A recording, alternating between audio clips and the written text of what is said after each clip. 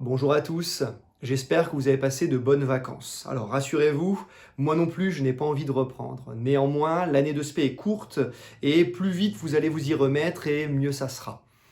Pour ces premières vidéos, j'ai choisi de réviser avec vous quelques notions fondamentales d'algèbre linéaire et de poursuivre le travail qui avait été entamé en MPSI avec mon collègue Monsieur Nolo. Je vous propose de vous y mettre dès maintenant avec la notion fondamentale de base d'un espace vectoriel. L'objectif dans cette partie, ce n'est pas de reconstruire l'ensemble du cours de MPSI sur les espaces vectoriels, mais bien de choisir des morceaux de ce chapitre qui me paraissent fondamentaux pour la suite. En ce qui concerne les premières définitions, on rappelle ici très rapidement ce qu'est la notion de famille libre, familier ou famille génératrice. Je rappelle qu'une famille est libre, très rapidement, si de toute combinaison linéaire de ce type-là, on a nécessairement chacun des scalaires qui est nul. On dit alors que les vecteurs x1, x2, xn, famille finie de vecteurs de l'espace vectoriel grand E, sont linéairement indépendants. De la même façon, on dit qu'une famille est linéairement dépendante si la famille n'est pas libre, c'est-à-dire que la famille de ces vecteurs est liée. Autrement dit, il existe une combinaison linéaire triviale, c'est-à-dire qui donne 0, avec des scalaires E choisis non tous nuls. Enfin, on rappelle que des vecteurs x1, x2, xn désignent une famille génératrice si tout simplement elle permet de décomposer tout vecteur de l'espace grand E. Ce qui se traduit, pour tout vecteur grand X choisi, il existe un n-uplet qui va me permettre d'assurer une décomposition de x à partir des vecteurs x1, x2, xn. Ce qui se traduit également en disant que E peut être vu comme le sous-espace vectoriel engendré par cette famille de vecteurs finis x1, x2, xn. Alors première propriété, qui me permet de caractériser une famille finie de vecteurs liés, c'est-à-dire que si on considère E un cas-espace vectoriel x1, x2, xn, une famille de vecteurs, eh bien cette famille va représenter des vecteurs liés si l'un d'entre eux, et on ne sait pas lequel, va pouvoir s'écrire comme combinaison linéaire des autres. Alors la démonstration, je vous laisserai la lire, elle n'est pas très difficile, je vais juste prendre la peine de séparer le sens direct et le sens réciproque pour le faire. Petite remarque très rapide, en ce qui concerne des vecteurs, montrer la liberté de vecteurs, c'est toute une méthode qu'il faut savoir faire rigoureusement. Néanmoins, lorsqu'on a une famille que d'un seul vecteur, x, eh bien dans ce cas-là, le vecteur est dit libre si celui-ci est non nul. Par contre, si on a une famille de deux vecteurs, alors on va dire que cette famille de vecteurs est libre si l'un d'entre eux, ces vecteurs ne peuvent pas s'écrire comme combinaison de l'autre, autrement dit, ces deux vecteurs ne sont pas proportionnels. On dit alors que ces vecteurs ne sont pas collinéaires. Bon, j'insiste pas là-dessus, Monsieur Nolo l'a certainement très bien fait. J'aimerais bien que vous fassiez attention néanmoins à la définition de la liberté. Pour montrer qu'une famille de vecteurs est libre, évidemment, on va revenir à la définition, à une combinaison linéaire nulle de ces vecteurs. Néanmoins, n'interprétez pas ça de la façon suivante, c'est pas parce que les vecteurs sont libres qu'il va exister une relation de dépendance de la forme somme des lambda i xi. Montrer la liberté, c'est partant d'une telle combinaison linéaire nulle, je montre que nécessairement les scalaires sont nuls. Par contre, si la famille est libre, ça me donne juste que les scalaires sont nuls, ça ne me donne pas l'existence d'une telle décomposition. D'accord? Au contraire, si la famille est liée, alors j'ai une relation de dépendance linéaire qu'il est parfois bon d'exhiber pour supprimer des vecteurs futiles. Troisième remarque, c'est le cas de la famille infinie. Alors c'est vrai qu'en MPSI, on travaille beaucoup avec une famille finie de vecteurs, mais ces définitions doivent être adaptées. Pourquoi? Car en SP, il ne sera pas rare lorsqu'on travaillera sur des espaces vectoriels de dimension quelconque, voire de dimension infinie. Et donc pour une famille infinie de vecteurs, eh bien on dira qu'une telle famille est libre si toute sous-famille finie de vecteurs est libre. Et on dira qu'une famille est liée s'il existe une sous-famille finie de vecteurs qui est liée. C'est-à-dire qu'on ramène ces définitions-là à chaque fois à une sous-famille finie quelconque de la famille considérée. Enfin, on dira toujours qu'une famille infinie est génératrice de E, famille génératrice dénombrable, si tout vecteur de E peut s'écrire comme combinaison linéaire finie de vecteurs. Alors là, vous pouvez prendre par exemple sur R crochet X ou C crochet X, la famille des monômes. C'est une famille dénombrable qui est infinie, il y a autant de monômes que de puissance, ai-je envie de dire, mais néanmoins, chaque polynôme peut s'écrire comme une combinaison linéaire finie de ces monômes. On peut alors définir la notion de base. On rappelle que pour une famille finie de vecteurs x1, x2, xn, on dit que ces vecteurs constituent une base de E si tout vecteur de E peut s'écrire en fonction des x1, x2, xn, et ceci de manière unique. Les scalaires lambda 1, lambda 2 désignent ce qu'on appelle, ou sont appelés, les coordonnées de x dans la base x1, x2, xn. C'est-à-dire que obtenir une base de E, c'est s'assurer de l'existence et l'unicité de l'écriture d'un vecteur quelconque en fonction des vecteurs choisis. Mais ceci se caractérise, c'est-à-dire qu'on peut montrer aussi, et c'est l'objet de la propriété 2, qu'une famille de vecteurs x1, x2, xn est une base si et seulement si elle constitue à la fois une famille libre et génératrice. Alors l'enjeu de cette démonstration que je vous laisserai lire tranquillement, c'est de comprendre que l'existence est assurée par le côté générateur de la famille et l'unicité est plutôt assurée par la liberté. En effet, obtenir une unique décomposition, c'est derrière s'assurer de l'unicité, de la liberté de la famille des vecteurs x1, x2, xn considérés. Pour terminer cette première partie de révision, j'insiste sur deux théorèmes, dont l'un on fera la démonstration ensemble, deux théorèmes utiles puisqu'ils vont me permettre eux-mêmes de construire de deux façons une base d'un espace vectoriel. Alors attention, on ne part pas de n'importe quel espace vectoriel. Dans les deux théorèmes, nous allons considérer un espace vectoriel non réduit au vecteur nul, donc non trivial d'une part, mais d'autre part, on va supposer ici et ici que ce vecteur est de dimension finie, entre guillemets. Ça veut dire quoi? Que cet espace vectoriel grand E possède une famille génératrice finie. Il n'y a qu'un nombre. Il existe une famille finie de vecteurs qui va engendrer n'importe quel vecteur de l'espace. Voilà notre hypothèse. Pour le théorème de la base extraite, il s'agit de considérer donc un espace vectoriel grand E sur K non trivial, pour lequel on suppose qu'il existe au moins une famille génératrice finie. En particulier, on peut montrer alors qu'il existe une sous-famille libre de cardinal maximal et ces vecteurs, cette famille libre de cardinal maximal, va constituer alors une base de E. La démonstration sera assez simple puisqu'elle va reposer sur une démonstration ensembliste et les axiomes de grand N. Pour le théorème de la base incomplète, il y a la même idée, c'est-à-dire qu'on part encore d'un espace vectoriel de dimension finie non trivial, de dimension finie au sens où il possède une famille génératrice, au moins une famille génératrice finie, et en considérant F1, F2, Fp une famille libre quelconque de E. Et bien comme son nom l'indique, on va pouvoir compléter cette famille F1, F2, Fp par d'autres vecteurs qui nous donneront alors une surfamille de la famille initiale qui, elle, sera génératrice et de cardinal minimal. Ces vecteurs vont alors constituer une base de E. La démonstration est ici et c'est la même idée, c'est-à-dire qu'encore une fois, on va travailler ensemblistement et se ramener aux axiomes de grand N. Alors attention, il y a donc deux théorèmes différents. L'un me permet de dire qu'à partir d'une famille génératrice, je vais pouvoir extraire une sous-famille. Donc vous allez travailler par le haut en enlevant des vecteurs au fur et à mesure pour vous ramener à une sous-famille libre de cardinal maximal. Alors que le théorème de la base incomplète, c'est le contraire. On va compléter au fur et à mesure, partant d'une famille libre, je vais rajouter des vecteurs jusqu'à obtenir une famille génératrice de cardinal minimal. Les théorèmes de la base extraite et les théorèmes de la base incomplète, ce sont deux théorèmes fondamentaux qui me permettent de construire au moins une base d'un espace vectoriel E dit de dimension finie. Ce que je vous propose maintenant, c'est d'aller chercher la démonstration de ce théorème 3 ensemble.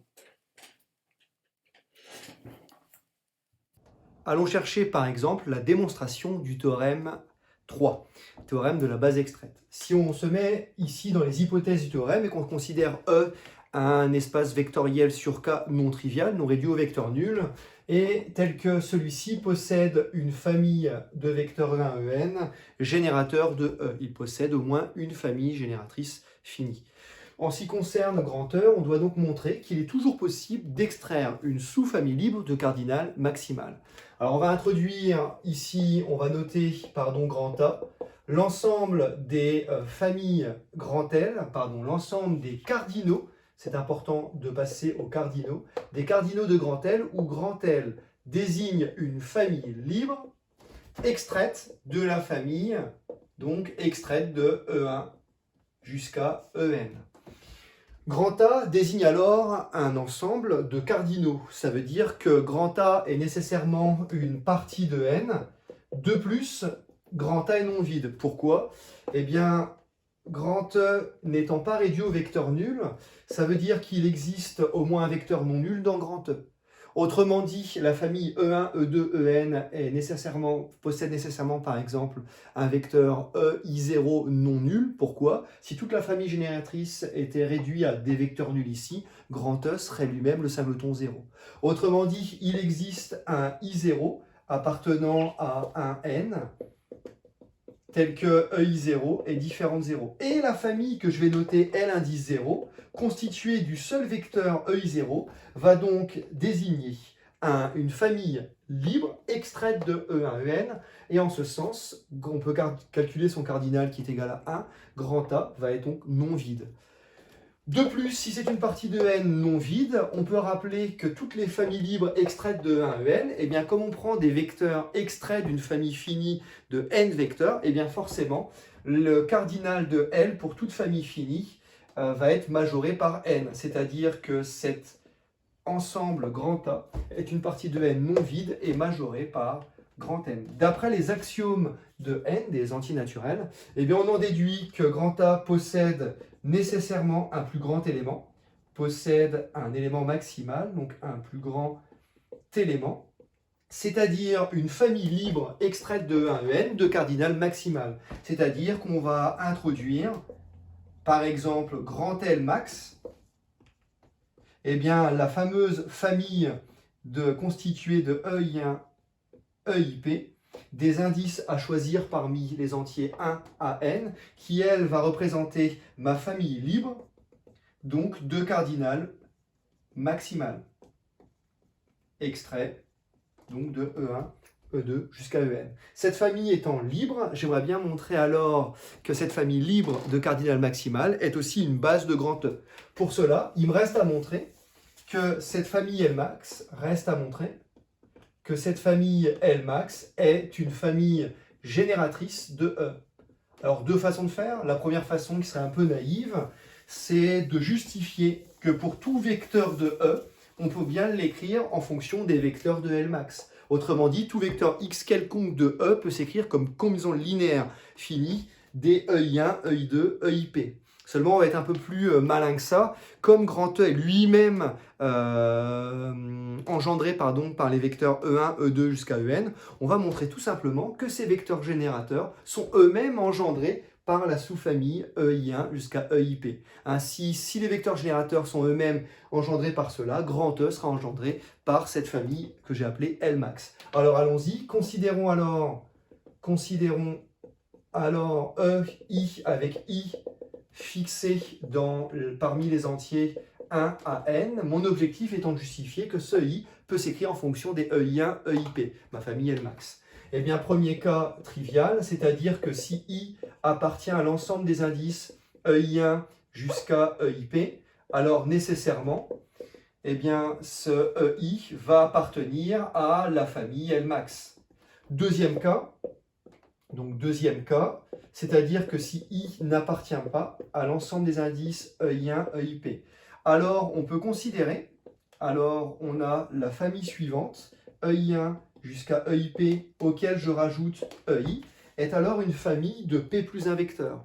Or, la famille libre de cardinal maximal était constituée de P vecteurs. C'est comme cela qu'on a construit la famille Lmax. Ça veut dire que c'est une famille ici de P plus 1 vecteurs qui vont être nécessairement liés. Ça veut dire quoi? Eh bien, rappelez-vous la première propriété. Si cette famille est nécessairement liée, ça veut dire qu'il existe des scalaires lambda I1, lambda IP, lambda I appartenant à K puissance P plus 1, tels que ces scalaires sont non tous nuls et satisfaisant une relation de dépendance linéaire. C'est-à-dire que lambda I1, EI1 plus lambda IP, EIP plus lambda I, EI va être égal à 0 pour des scalaires choisis non tous nuls.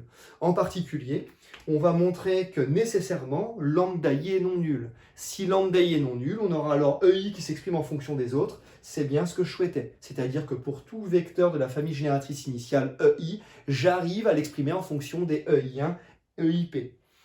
En ce qui concerne ce dernier problème, eh bien, raisonnons par l'absurde, c'est-à-dire que si de plus le lambda I, lui, était égal à 0, alors on aurait cette Combinaison linéaire nulle des vecteurs EI1, EIP. Or, rappelez-vous, d'après la construction de Lmax, c'est une famille libre extraite de E1, En. Autrement dit, on aura tous les scalaires pour tout cas appartenant à 1P. Par liberté de la famille EI1, EIP, on aurait les scalaires lambda IK qui seraient nuls. Or, contradiction, pourquoi? Parce que ça, c'est impossible. On a introduit cette famille de scalaires comme étant une famille de scalaires non tous nuls, comme celle-ci était liée. D'accord? Autrement dit, le dernier scalaire lambda I est égal à 0, est différent de 0, et on a EI qui peut s'écrire comme, donc si on isole le I, moins 1 sur lambda I fois la somme de cette combinaison-là, c'est-à-dire qu'on a nécessairement EI qui appartient donc au sous-espace engendré par cette famille Lmax, c'est-à-dire il appartient avec de EI1 jusqu'à EIP. C'est-à-dire que tous les vecteurs de la famille génératrice grand E peuvent eux-mêmes s'écrire comme combinaison linéaire de ma famille Lmax, c'est-à-dire que le sous-espace engendré par E1, E2, En peut aussi être vu comme le sous-espace engendré par ma famille Lmax. C'est-à-dire que la famille Lmax EI1 jusqu'à EIP est une famille libre de cardinal maximal, et on vient de démontrer qu'en plus, elle est génératrice de E. C'est donc une base de l'espace vectoriel grand E. Fin de cette démonstration du théorème numéro 3. On pourra donc retenir, comme je le disais plus tôt, que ces deux théorèmes nous donnent à chaque fois l'existence d'une base. Mais la construction de cette base va être faite de deux manières différentes. La première, c'est extraire à partir d'une famille de vecteurs générateurs une famille libre de cardinal maximal. Vous avez une famille de 10 vecteurs. Au fur et à mesure, vous allez enlever les vecteurs qui vous semblent inutiles pour conserver une famille libre de cardinal maximal. Une autre façon de procéder, c'est partant d'une famille libre, compléter des vecteurs jusqu'à obtenir une famille génératrice minimale.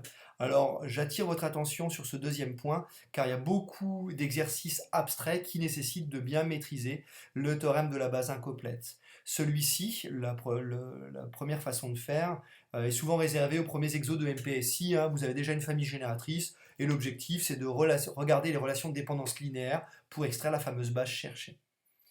Si on souhaite aller plus loin dans cette première partie, eh bien, je vous rappelle qu'avec Monsieur Nolot, vous avez vu un lemme qui est très pratique, à savoir que pour encore un espace vectoriel non réduit au vecteur nul et qui posséderait une base E1 jusqu'à En, alors on peut montrer que pour toute famille de P vecteurs avec P strictement plus grand que N, cette famille est nécessairement liée.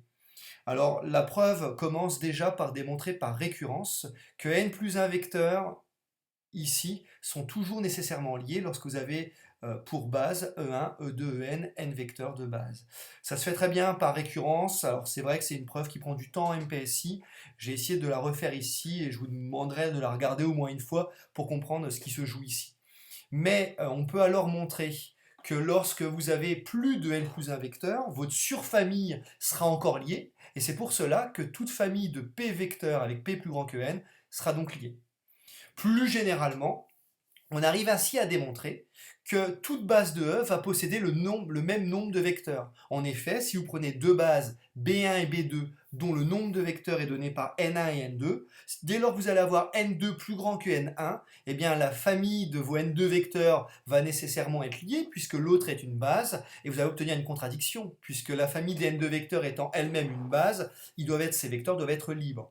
Donc on arrive comme ça par un jeu d'antisymétrie finalement à démontrer que le nombre de vecteurs dans les espaces vectoriels de dimension finie eh bien, est toujours commun et c'est ce qu'on appelle la dimension de E. Alors par convention, tout de suite, dans le cas particulier de l'espace vectoriel réduit au vecteur nul, du singleton 0, on dit que la dimension est nulle. Enfin, j'aimerais, et on va s'attarder un petit peu sur cette dernière partie, j'aimerais que vous reteniez l'utilisation de cette dimension, puisqu'il y a un intérêt, c'est qu'à chaque fois, pour aller chercher certaines propriétés algébriques, vous allez diviser le temps de travail par 2. Autrement dit, la dimension va jouer un rôle important pour aller chercher certaines propriétés caractéristiques. Je parle notamment des bases, c'est-à-dire lorsqu'on est dans un espace vectoriel grand E de dimension finie, petit n, on peut montrer qu'une famille libre va comporter au plus n vecteurs. Et on peut même montrer qu'une famille libre sera une base si et seulement si elle contient exactement n vecteurs. De la même façon, la dimension va jouer un rôle important pour les familles génératrices, c'est-à-dire que pour être une famille génératrice, il faut au moins comporter n vecteurs pour un espace vectoriel de dimension n. Pour un espace de dimension 3, par exemple, vous ne serez jamais engendré par seulement 2 vecteurs. Et enfin, deuxième propriété, c'est la caractérisation des bases parmi les familles génératrices, à savoir qu'une famille génératrice est une base si et seulement si elle contient exactement n vecteurs. Pour être générateur, si vous êtes générateur, pardon, que vous possédez n vecteurs, vous avez un bon nombre de vecteurs pour être une base de l'espace. Autrement dit, ces deux corollaires sont à bien comprendre et à retenir, puisqu'en exercice, dans les exos sur les espaces vectoriels de dimension finie, ils sont vraiment fondamentaux. Pour démontrer une base, vous pouvez montrer que c'est libre et générateur, certes, mais si vous avez des vecteurs libres en bon nombre, qui coïncident avec la dimension de l'espace, alors vous aurez une base. De la même façon, si vous avez déjà une famille génératrice et qu'elle est en bon nombre, c'est-à-dire le bon nombre de vecteurs relativement à la dimension, vous aurez alors une base. On divise le temps de travail par 2.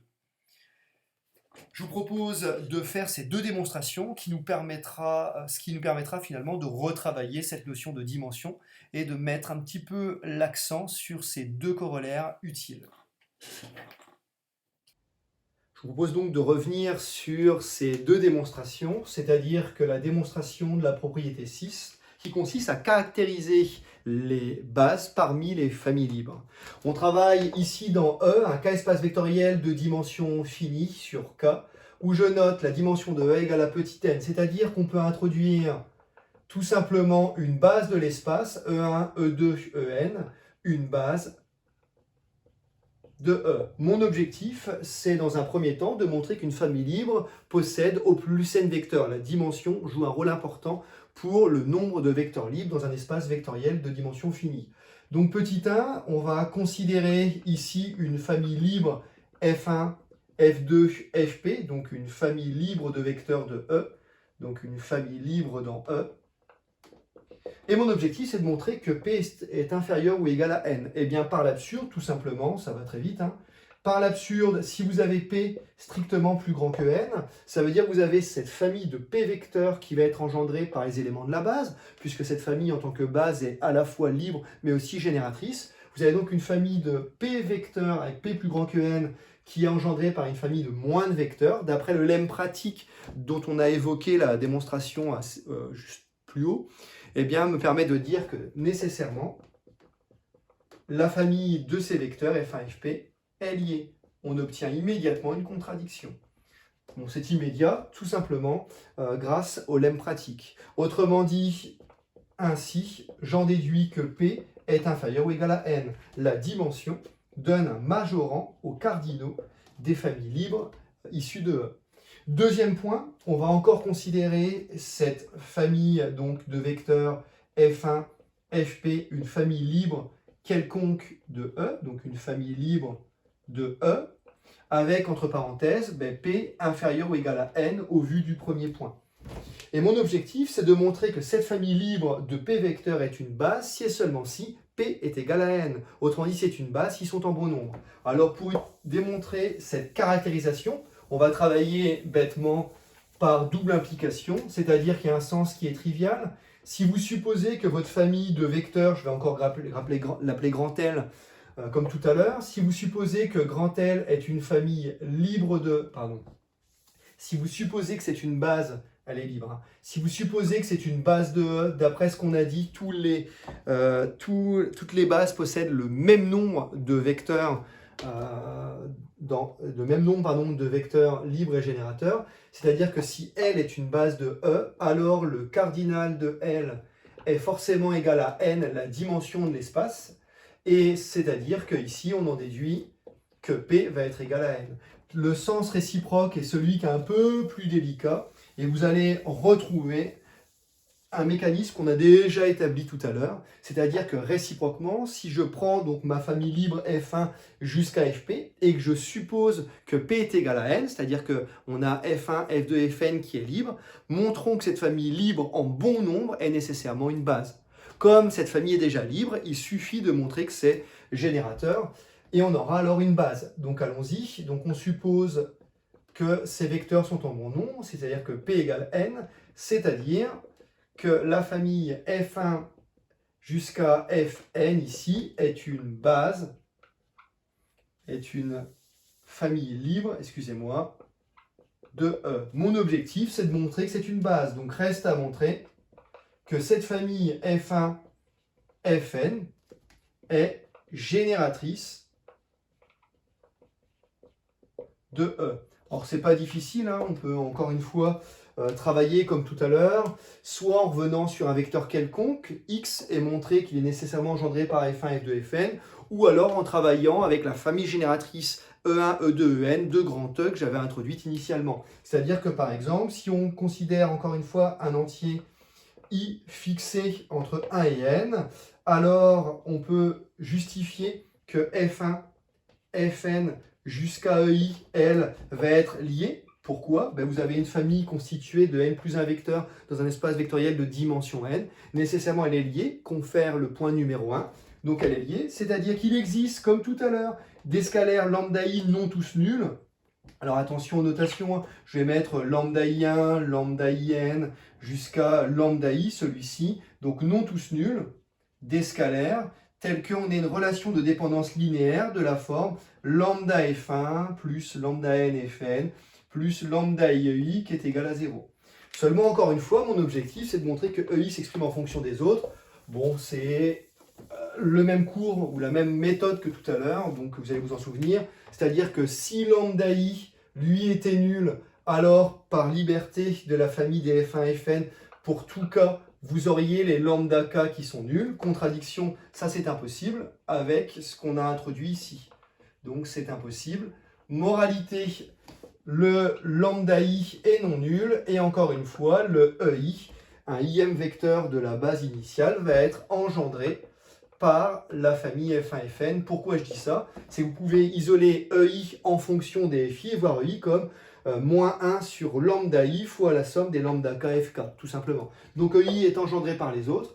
Si je fais ça pour tout indice petit i compris entre 1 et n, c'est-à-dire que finalement, on en déduit que E, qui est lui-même engendré par la famille E1, En, peut être vu comme engendré par la famille F1, Fn. On vient donc de démontrer le sens réciproque, c'est-à-dire que vous avez une famille libre en bon nombre de n vecteurs. Nécessairement, cette famille est aussi génératrice, et finalement, c'est une base de E.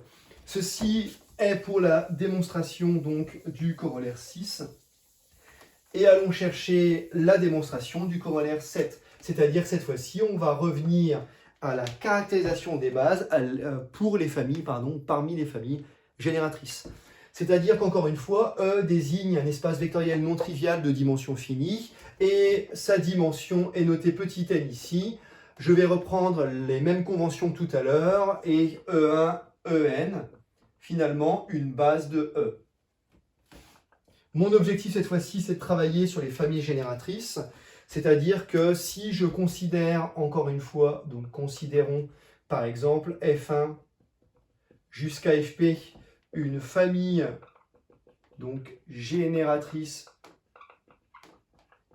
de E, mon objectif c'est de montrer que P est supérieur ou égal à N, c'est-à-dire que par l'absurde, on va faire comme tout à l'heure, supposer que P cette fois-ci est strictement plus petit que N. Si P est strictement plus petit que N, ça veut dire quoi?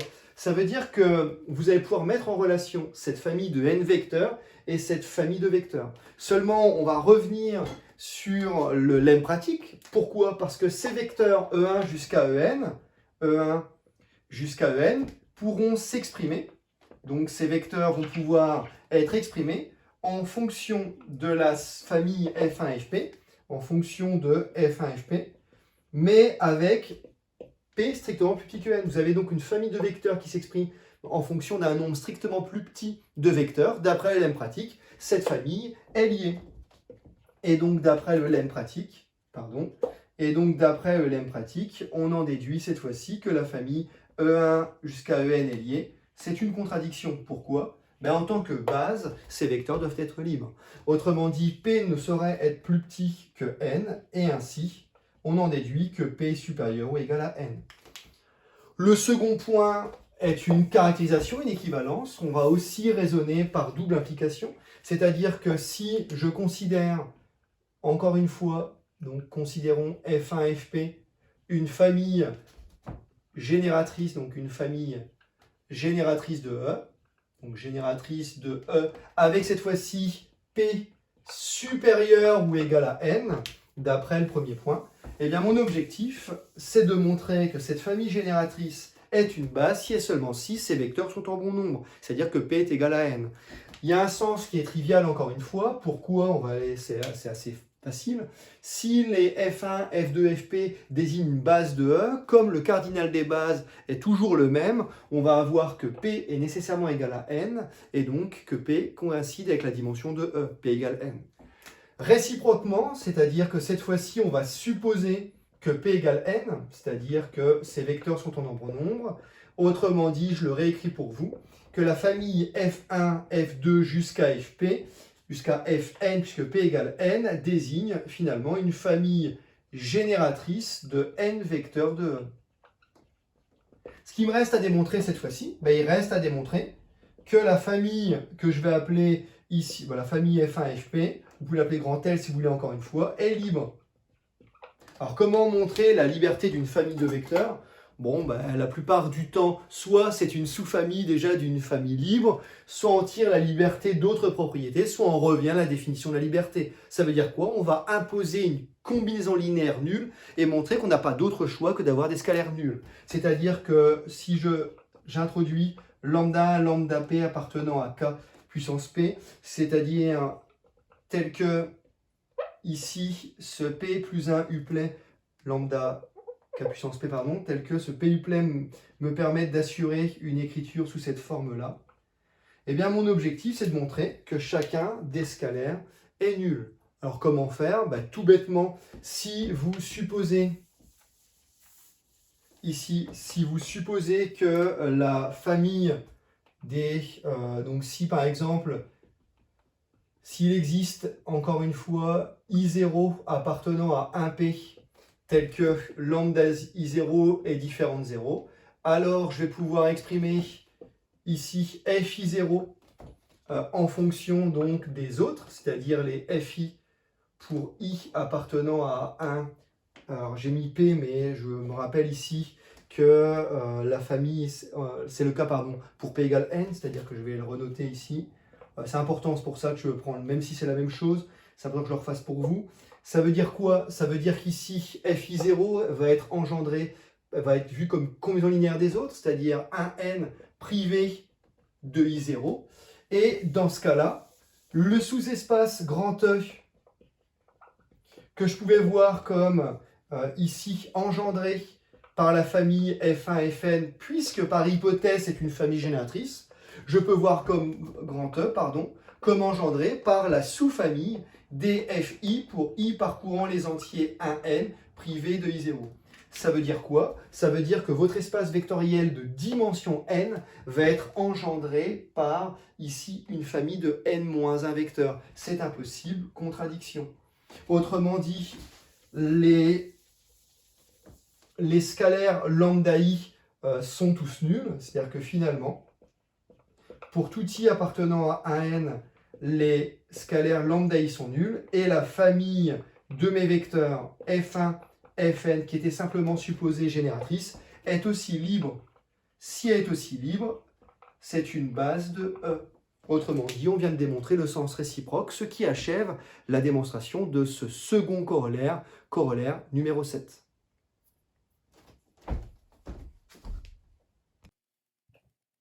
Pour finir, je vous propose de regarder deux applications ou deux utilisations de la dimension. D'abord l'exemple 1, très classique autour des endomorphismes nilpotents. Et enfin, un calcul de dimension pour un espace abstrait qui est le produit cartésien E croix F, c'est-à-dire que l'ensemble des couples de vecteurs x, y, où x se balade dans E et y dans F.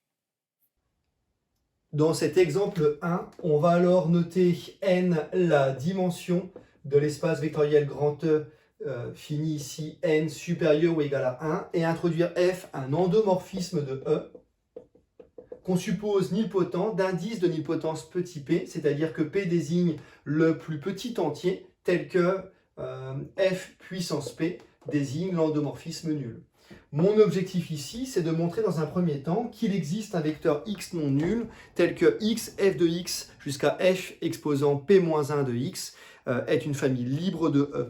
Alors comment faire? Eh bien comme P désigne l'indice de nilpotence, donc comme P désigne l'indice donc de nilpotence ici de petit f, en particulier, vous avez f puissance p-1 qui est différent de l'endomorphisme nul. Autrement dit, si fp-1 est différent de l'endomorphisme nul, il existe un x appartenant à E non nul, tel que f puissance p-1 de x qui est différent de 0 de E. Alors pourquoi x est non nul? Parce que comme f est un endomorphisme, f rond f reste un endomorphisme, et donc si x était nul, fp-1 de 0 donnerait encore 0. Donc dire que f exposant p-1 n'est pas l'endomorphisme nul, c'est s'assurer l'existence d'un vecteur tel que cette quantité-là est différente de 0 de E, vous l'aurez remarqué. Seulement on peut alors montrer, reste à montrer, que la famille sous-jacente est construite par les images itérées de x, et bien celle-ci, elle est libre dans E. Alors c'est un exercice classique et vous l'avez tous traité en MPSI. Mais en MPSI, vous avez tendance à raisonner de la manière suivante, c'est-à-dire que pour montrer que cette famille de vecteurs est libre, revenir à la définition de la liberté, considérons alors, et je suis d'accord avec vous pour l'instant, considérons alors des scalaires lambda 0, lambda 1 jusqu'à lambda p-1, une famille de p scalaires, ici, telle que la somme des lambda i f puissance i de x est égale à 0. Alors je vais le détailler pour que vous compreniez ce qu'on aime un petit peu moins en SP, c'est-à-dire on obtient ceci égal à 0. Eh bien vous avez tendance à chercher à démontrer que l'un de ces scalaires est nécessairement nul et dire par itération, débrouillez-vous. C'est vrai, c'est-à-dire que partant de cette combinaison linéaire nulle, eh bien l'objectif étant de démontrer que les scalaires sont nuls, je peux par exemple, je ne sais pas, composer par f puissance p-1 cette égalité-là, archi classique, hein, et donc comme f puissance p-1 est encore un endomorphisme, vous allez récupérer lambda 0 fp-1 de x plus lambda 1 fp de x plus lambda p-1 f 2 facteur de p-1 de x est égal à 0. C'est-à-dire que vous allez récupérer des vecteurs nuls ici qui vont disparaître et une quantité de la forme lambda 0 fp-1 de x égale à 0. Comme fp-1 de x est non nul, nécessairement lambda 0 égale à 0. Vous êtes battu une fois et vous balancez que par itération, ils sont tous nuls. Vous avez raison, mais vous cachez le travail. Et l'objectif, c'est de vous apprendre à être un petit peu plus rigoureux pour les concours. C'est-à-dire que soit, une première méthode, vous pouvez décider de raisonner par récurrence finie, c'est-à-dire que vous pouvez le faire rigoureusement et montrer que pour tout i appartenant à 1 à 0 p-1, tous les lambda i sont nuls. C'est-à-dire que ce que vous avez fait, c'est que vous n'avez fait que l'initialisation. On montre que lambda 0 est nul en composant par f puissance p-1. Et puis pour l'hérédité, je vais supposer que c'est vrai pour un... Je vais faire une récurrence forte. Je vais supposer que c'est vrai pour un certain nombre de scalaires qui sont nuls jusqu'à un rang k donné. Et l'objectif, c'est de montrer que lambda k plus 1 va être encore nul. Bon, c'est une petite récurrence finie à faire, mais là, vous êtes rigoureux. D'accord? On ne balance pas une simple itération. Pour la seconde méthode, un peu plus élégante et quand même rigoureuse ici, c'est-à-dire qu'on peut, pour montrer que tous les scalaires sont nuls, raisonner par l'absurde et supposer que l'un d'entre eux est non nul. C'est-à-dire que par l'absurde, on va supposer qu'il existe donc des scalaires lambda i, donc il existe au moins un scalaire, donc au moins un scalaire ici non nul parmi les scalaires considérés, lambda 0, lambda 1, jusqu'à lambda p-1. Alors évidemment, je ne sais pas lesquels de ces scalaires sont supposés non nuls, d'accord? Mon objectif, c'est de fixer les idées. Je peux, par exemple, comme je sais que certains sont non nuls, je peux introduire I0, par exemple, le min des indices I appartenant à 0p-1, tel que lambda I est non nul. Ça veut dire quoi? C'est-à-dire que cette relation de dépendance présente des scalaires nuls, et à un moment, elle commence avec un lambda I0 qui est non nul. Et je vais travailler dessus de la même façon que vous avez travaillé, vous, sur lambda 0 initialement. Mais cette preuve est un peu plus rigoureuse parce que je ne dis pas 3 petits points, faites de même par itération. Donc en ce qui concerne la relation de dépendance linéaire là-haut, cette relation donc, de dépendance triviale, donc dans ce cas, la relation étoile va pouvoir, comme je vous le disais, se réécrire comme certains scalaires sont nuls, que par lambda i0 f itéré i0 fois de x plus lambda p-1 fp-1 de x qui est égal à 0 de e. Étant donné que les scalaires précédents, finalement, sont nuls. Et mon objectif, c'est d'obtenir une contradiction. Alors, comment obtenir une contradiction? Là où tout à l'heure, vous avez composé par f plusieurs fois, eh bien, en composant cette fois-ci, en composant par f, on va composer par f p-1 moins i0 fois, donc par f, ici, exposant p-1 moins i0, on obtient quoi? Eh bien, comme je compose par f puissance p-1 moins i0, j'obtiens lambda i0 fp-1 de x plus lambda i0 plus 1 fp de x, pardonnez-moi, etc. Donc fp de x plus, le tout égal à 0 de e. Mais comme j'ai composé par cette itérée de f, toute cette quantité-là va désigner le vecteur nul. Je vous rappelle que f est nilpotent d'indice p. Et autrement dit, on va se ramener à lambda i0 fp-1 de x qui est égal au vecteur nul avec cette quantité-là qui est non nulle. Donc nécessairement, lambda i0 est égal à 0. J'obtiens une contradiction. Pourquoi? Eh bien, j'ai introduit le lambda i0 comme étant le scalaire associé à i0, l'indice le plus petit pour lequel le scalaire était non nul. Autrement dit, en raisonnant par l'absurde, on peut montrer ainsi que tous les scalaires i pour i parcourant les entiers 0p-1 sont nuls et la famille est libre. La famille des x, f, p-1 de x, est libre dans E. Or, si on veut traiter très rapidement la question petit 2, eh bien, je vous rappelle, l'intérêt de la dimension, c'est qu'en particulier, c'est une barrière. C'est-à-dire qu'une famille libre ne peut pas être constituée de plus de n vecteurs quand n désigne la dimension de E. Ça veut dire quoi? Ça veut dire que ces vecteurs au nombre de p, eh bien, on a forcément p qui est inférieur ou égal à dimension de E qui est égale à n. Alors, pourquoi aller chercher ça? C'est-à-dire que finalement, on peut en déduire que quand je vais regarder f exposant n, c'est-à-dire f, rond f, n fois, eh bien, vous avez p qui est inférieur ou égal à n. Ça veut dire que cette composition peut se réécrire comme f exposant p, rond, f exposant n moins p, puisque cette puissance est encore positive ou nulle.